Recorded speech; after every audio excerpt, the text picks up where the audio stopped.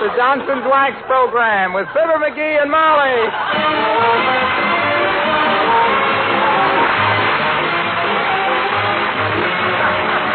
The makers of Johnson's Wax products for home and industry present Fibber McGee and Molly with Bill Thompson, Gail Gordon, Arthur Q. Bryan, and me, Harlow Wilcox.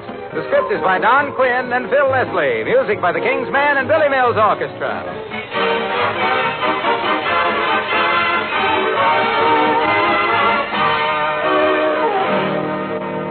The other day I heard that most women walk about 5 miles a day in a kitchen. Just think, over 1,800 miles a year. That's a lot of walking. No wonder kitchen linoleum looks drab and dull. That is, unless it's protected with wax. Now, Johnson's Self-Polishing Glow Coat will keep your kitchen linoleum and other floors bright and shining, no matter how much you walk on them. And Glow Coat is so easy to use. There's no rubbing or buffing. You merely apply and let dry. With a damp cloth, you can whisk away dust, dirt, and spilled things and keep that hard film of wax clean and bright and glowing. Next time you step into your kitchen, remember, you're going to be stepping off hundreds of miles during the year. Make sure those steps are taken on a shining, sparkling, protective film of Johnson's Self-Polishing Glow Coat. Johnson's Glow Coat is the perfect way to protect and bring out the beauty of your floors. Look on the bright side, shine up the right side, bring out the beauty of all.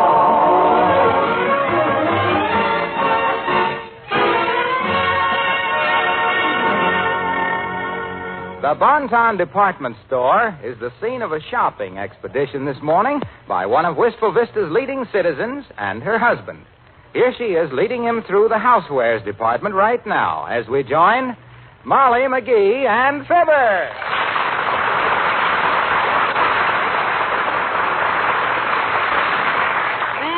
Let me cross off my list here, McGee. Yeah. We bought that big ashtray you wanted. Yeah.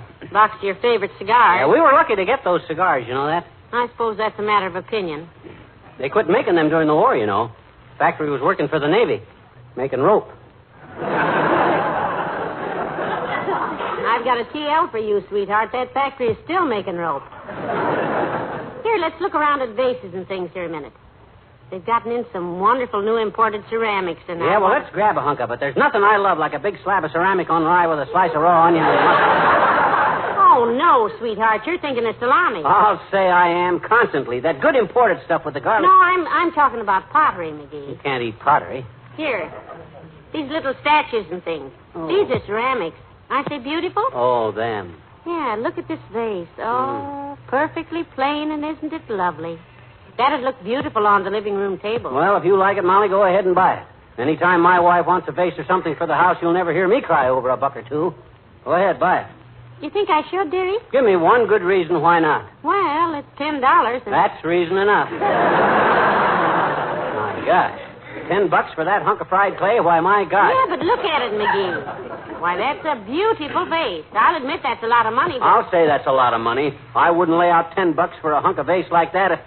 Oh, but I'm not being very thoughtful, am I? You'd really like to have that vase, wouldn't you? Yes, I would, but it is pretty expensive. So what? If you want a vase like that, baby, you'll have a vase like that. I will? Certainly. I'll bake you one myself. You'll bake me? Yeah. Oh, no, McGee. Sure. No, we don't really need it. Not that bad anyway. Sure. Oh, no, let's forget it. Skip it. No, sir. You want a vase, I'll bake you a vase. Gee whiz, there's nothing complicated about cooking up a little vase. Look, sweetheart, making pottery isn't that easy. You have to have tools and, clay. Oh, clay is a cinch. We got a backyard full of it. Why do my tulips always look like crocuses?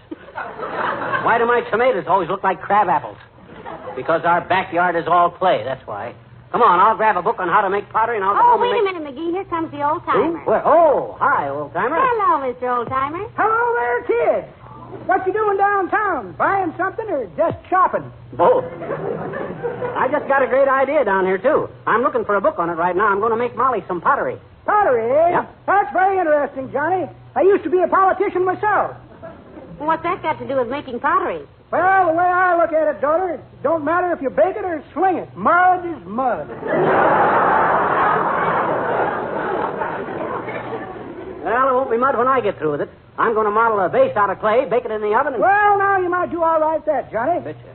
Papa made a lot of money for a while modeling things out of clay. Your father? What did he make, statues? Nope, bricks. He was always trying something new, Papa was. Always experimenting. He made up a batch of bricks one time out of clay and baking powder. Built a hotel with them. Turn it out. A hotel with baking powder bricks? Why, of course, dearie. You've heard of the Parker House. Daughter, I don't want to be rude, but who's telling them, you or me? Well, I'm sorry. I'd like to stand here and do straight lines for you, kids, but I gotta go home. I've been fixing up my room today, doing my spring cleaning. Your spring cleaning? Yep, every year I lift my mattress and clean off the spring. So I come down to the Bonton here to buy myself a chint. A what?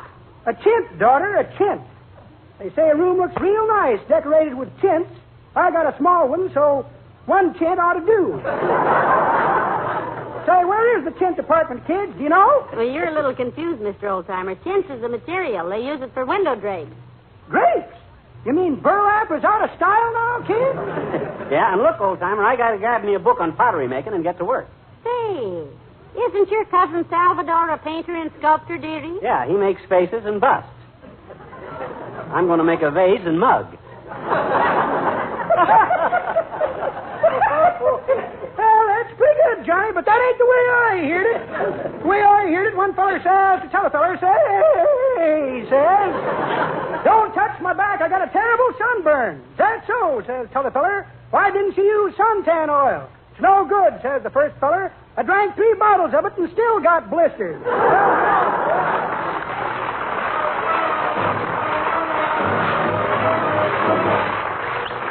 Billy Mills in the orchestra, and you turn the tables.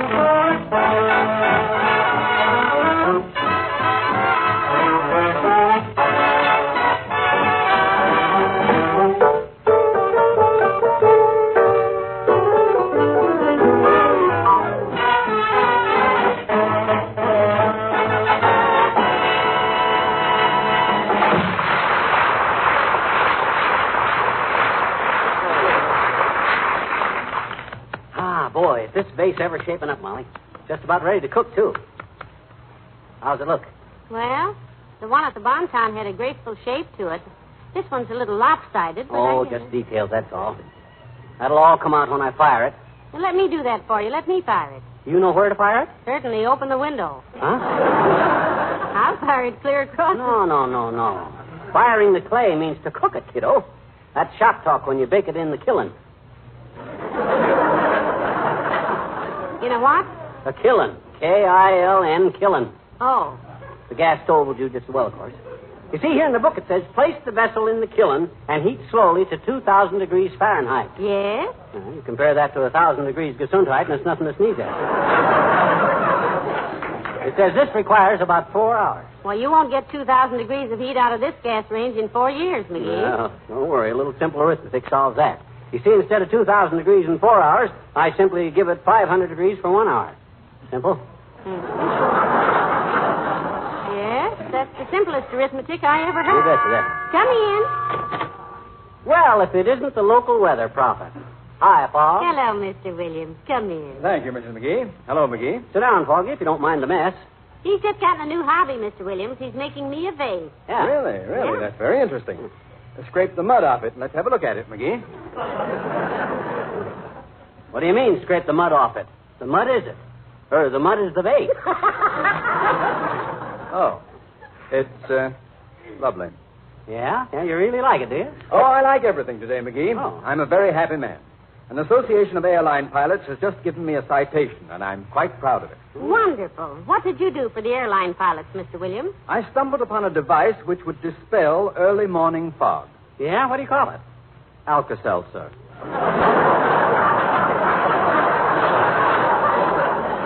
Hey, you do quite a bit of scientific research on the weather, don't you, Foggy? Quite a bit. Yeah? Quite a bit. My brother Cedric and I used to work together on it. Mm-hmm. He was a lightning calculator. He used to stand on top of the hill and calculate where lightning would strike next. Poor lad. Why, poor lad, Mr. Williams. He miscalculated. On top of a hill, we found his shoes full of melted suspender buttons. And 10 feet away were his socks in a running position.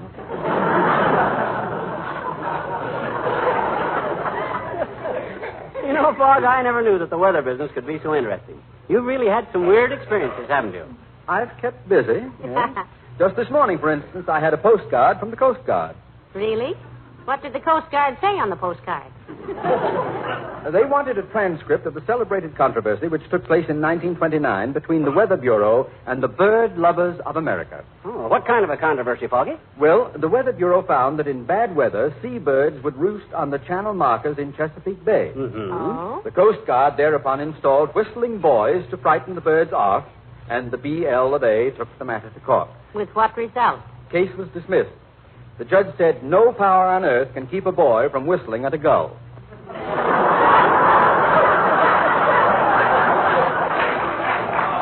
Well, good day. Probably.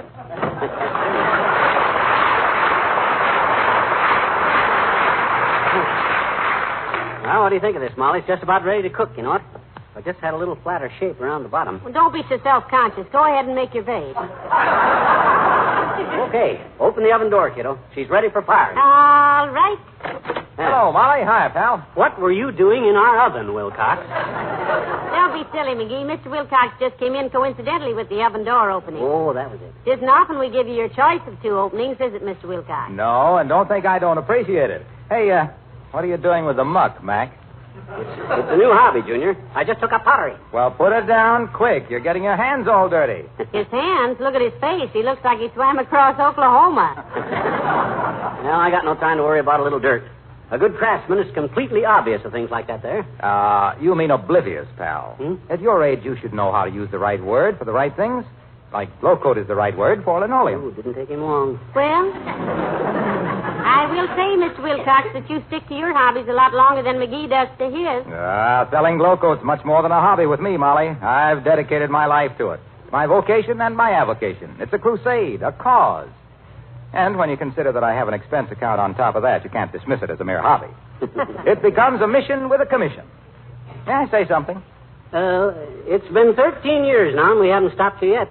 Let me put this vase in the oven. What is it, Mr. Wilcox, as if we didn't know? Well, I just wanted to tell your guts and little Borglum here not to worry about the consequences of his hobby. What if he does get clay all over the linoleum? And he has. Go ahead and splash it around, pal. Be yourself. With the floor protected with glow coat's tough wax film, spots are easy to wipe up with a damp cloth. Omaha, a nationwide survey has shown that this is a very wide nation.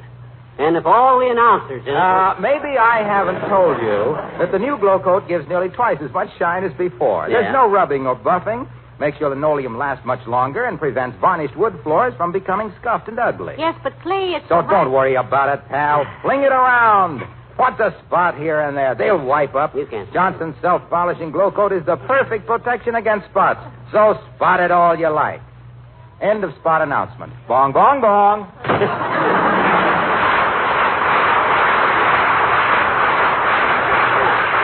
You know what I'm going to... You know what I'm going to do, Molly? While that vase is cooking, I'm going to whip us up a flower pot for your geraniums. Yeah. Say, how long does the vase have to cook anyhow? Well, let me see now. I could look it up in the book. Although I should know. I spent enough time around the pottery in Peoria. You never told me about the pottery in Peoria. I never told you about puttering around the Peoria pottery. You never did. Well, baby, I will. You see, the proprietor of the Peoria pottery was a fellow named Peter Porter.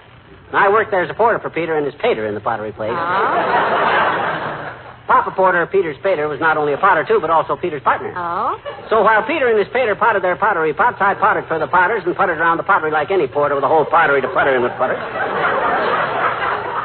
It got so interesting that Peoria people used to peep into the premises to watch Peter Porter potting pots, Pat Porter, Peter's pater patting pottery, and me, the porter, pitter-patting around the pottery. And between the puttering, the pottering, the pittering, and the pattering, the porter and his pater, would you go in someplace, kiddo?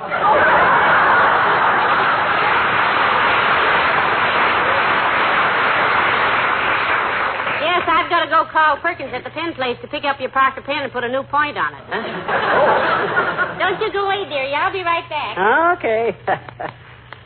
There goes a sharp kid. And tolerant, too. How could she have known when she married me that she could be happy with a hubby with a hobby that... Oh, there's one for next week. Come in. Hi, mister. Oh, hi there, Teeny. Hi. Hi.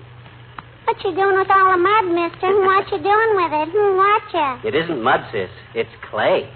Gee, is that clay? Mm-hmm. Gee, let me see some. Here. So that's what Mama says Papa has feet of. She does, eh? Yes, she always... I say she does, eh? Who does? Your mama. That's fine. Says that. Says fine. Says your daddy has feet of clay. I know it. Oh, but he really hasn't, though, I betcha. Because if his feet were made of clay and he stepped out of bed onto the cold floor, he wouldn't say the things he does, I betcha. What you doing with the clay, mister? Working on ceramics, sis. That's vases and pottery and china and all stuff like that there. Oh, boy, China. Yep. That's where I'd like to go, I betcha. You ever been in China, mister? Spent several years there, sis. I was a pirate on the Yangtze Kiang River. Sailed under the skull and chopsticks. Oh, boy. A pirate, Yeah. You ever get seasick when you were a river pirate, mister, Seasick? Sure. You know what seasick is. That's when you decide not to have any breakfast after you've had it. No, I was never seasick, sis. Too busy to think of it. I'm too busy now, too, so if you'll excuse me, I gotta put this little heat, wait a minute now. Let's see here. I'll take this stuff. Yeah. I gotta go put the heat into this little pot. That's right. Why? Got a stomachache? Certainly not. I've merely got to bake this clay. Oh, that little pot, huh? Oh, excuse me. Well, so long, mister. So long, Teeny.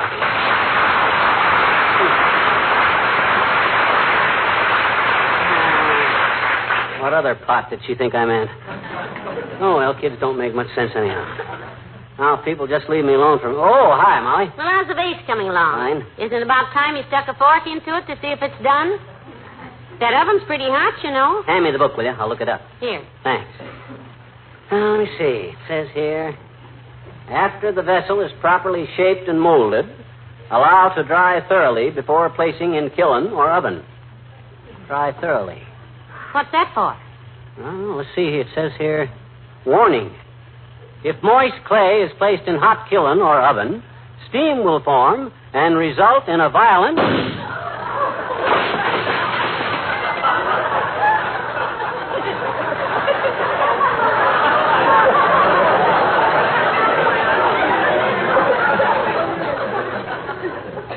explosion.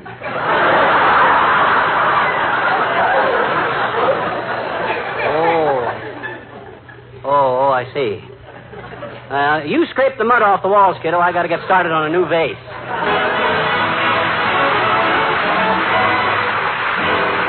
The King's Men sing. Quiet! Oh, the King's Men sing It's a Quiet Town. Quiet town here in Crossbone County. It's as quiet here as a burying ground. You can settle down here in Crossbone County. Anyone will build you a permanent mound. It's a quiet town here in Crossbone County. It's as quiet here as a new rubber heel. You can settle down here in Crossbone County. The coroner will make you a wonderful deal. They measure you for size here. Often everybody dies here. Often, if you plan to get much older, keep an eye behind your shoulder. Quiet. This is a quiet town. Well, boys, we got to elect a new mayor. This one's Dave. Quiet. It's a quiet town here in Crossbone County. You only hear an occasional noise. Everybody's friendly, so expect some horseplay. They may shoot you dead, but they're wonderful boys. Quiet! It's a quiet town. It's a quiet town nestled in a canyon. Everyone here is at peace with the world. The few who ain't, you can bet they'll soon be. Just a careless move gets your cranium curled. Here a man can linger, steady with his trigger finger. Ready, oh, the water's pretty risky. So we boil the spuds and whiskey. Quiet! This is a quiet town. The sheriff's on the border, busy keeping law and order. Oh, yeah, is he busy? For before the day is over, he'll be under clover. Quiet! This is a quiet town.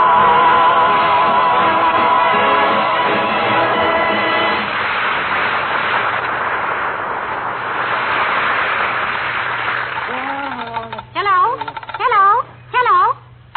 That's funny, McGee. He hung up. Who hung up? Dr. Gamble. Oh, why'd you call him? These explosions haven't hurt anything but my pride. Well, I didn't call him. He called you. Yeah? He asked me what you were doing, and I told him, and he got very excited and said, hold everything, he'd be right over, and hung up. Ah, that old snoop. I knew he'd rush over here to try to catch me making a fool of myself again. And he's going to be wrong this time, kiddo, for a change. He is? Yep. I got a different angle on this thing. And I just went downtown and got some new materials. When I promise you something, kiddo, you get it. You're sweet. But the next time I ask for something, you just ignore me. Huh? I'm just a little old gold digger. And by the way, did you know that oven is turned off? Yep, I turned it off. I got a vase in there now, and it's got to cool slow.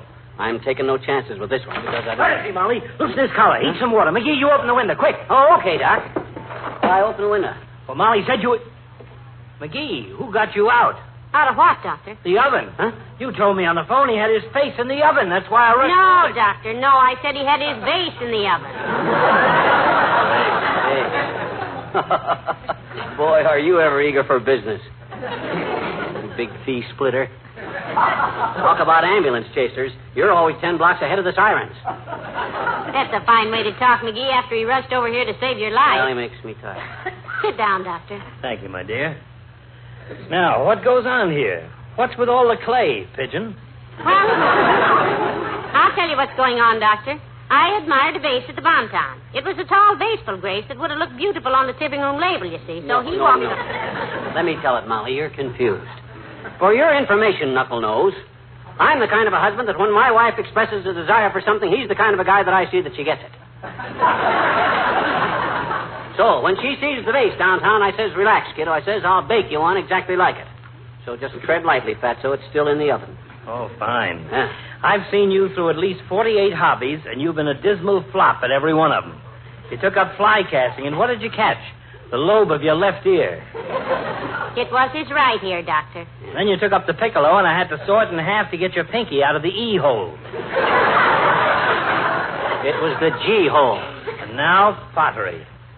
Well, it's harmless, I guess. That's your opinion. You should have been here when he blew the door off the oven. Blew it clean across the kitchen, Doc. Yeah.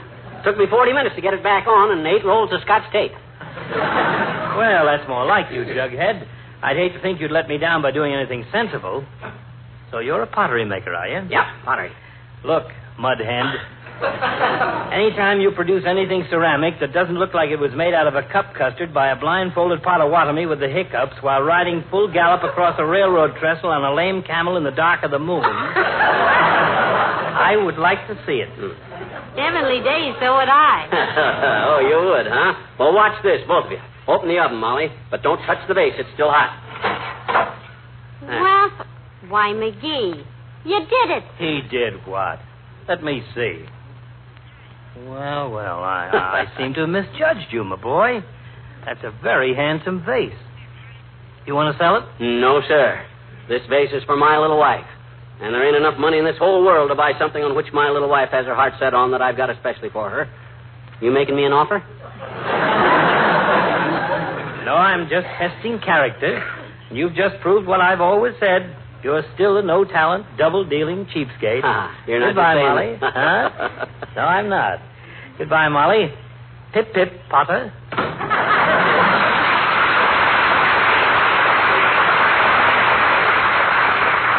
Oh, this vase is simply beautiful, McGee. Look how graceful. How's it compare with the one you liked at the Bonton? Why, sweetheart, it's almost exactly like it. Same shape, same color. Yeah. In fact, it's so much like the one at the Bonton that you forgot to take the price tag off the bottom of it. Glad you like it, kiddo.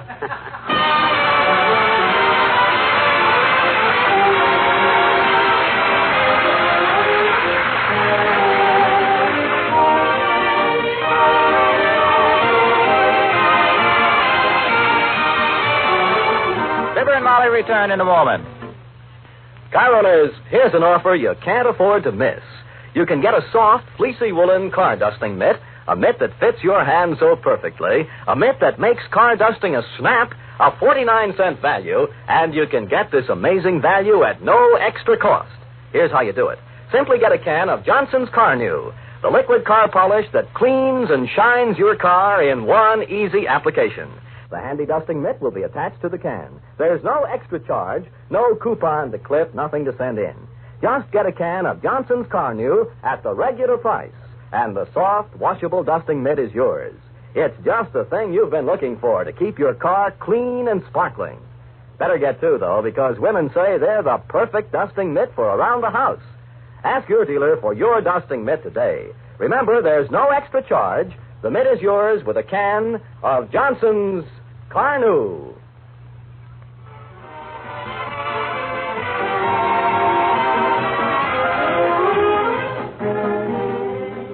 Ladies and gentlemen, here's one more short commercial. Not about how to protect your floors and furniture, but about how to protect your future and that of your family. The sponsor is Uncle Sam, and the product is United States Security Bonds. Those $4 for 3 bonds that are just about the best investment you can make. Security bonds give you a reservoir of purchasing power to protect your future and help fight inflation. See your nearest dealer today, your bank or your employer. And if you mention our names, you can buy them at a 25% discount off the maturity value. Or just mention your own name. Good night. Good night, all.